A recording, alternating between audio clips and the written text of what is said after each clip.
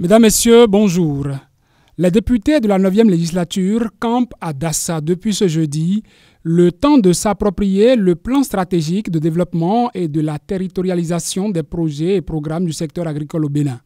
Quelques journaux comme Le Coopérant, paru ce vendredi, livrent l'essentiel de l'ouverture des travaux.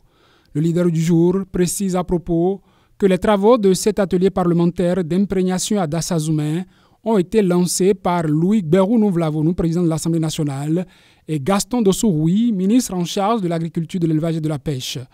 De retour de la cité mariale, le télégramme nous rappelle que les députés devront continuer ce qu'ils ont entamé mercredi dernier. La première session extraordinaire de l'année ouverte est reportée pour le lundi prochain, 26 février.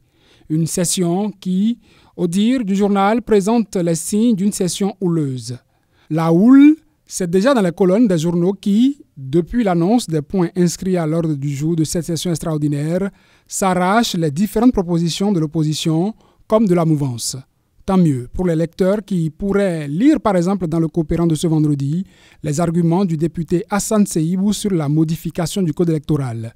La stabilité de nos régimes pour l'avenir réside dans le fait de ne pas faire les législatives avant les présidentielles, déclare le président du groupe parlementaire Bloc républicain.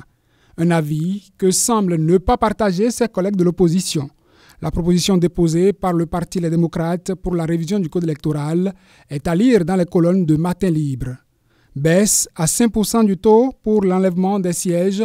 Les démocrates sont dans une proposition pour soulager les petits partis, écrit Dynamisme Info, pour qui l'opposition demande à extirper les dispositions chrysogènes du code électoral. La crise pourrait venir de la légitimité ou non des parrains pour la présidentielle de 2026.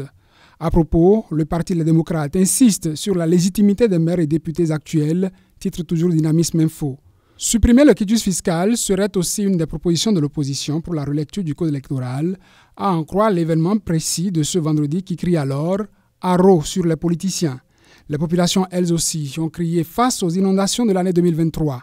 La Nation, le quotidien du service public, fait le bilan provisoire des dégâts dans les communes. Fraternité, lui, parle plus tôt ce matin du 4e forum des mines, du développement de l'industrie minière et du pétrole en Afrique de l'Ouest. Les travaux tournent autour du renforcement des ressources géo-extractives, précise l'événement précis.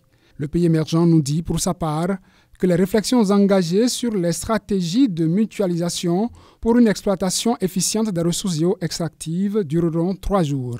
Exactement le même nombre de jours pour que la revue de presse vous revienne lundi prochain. Bon week-end.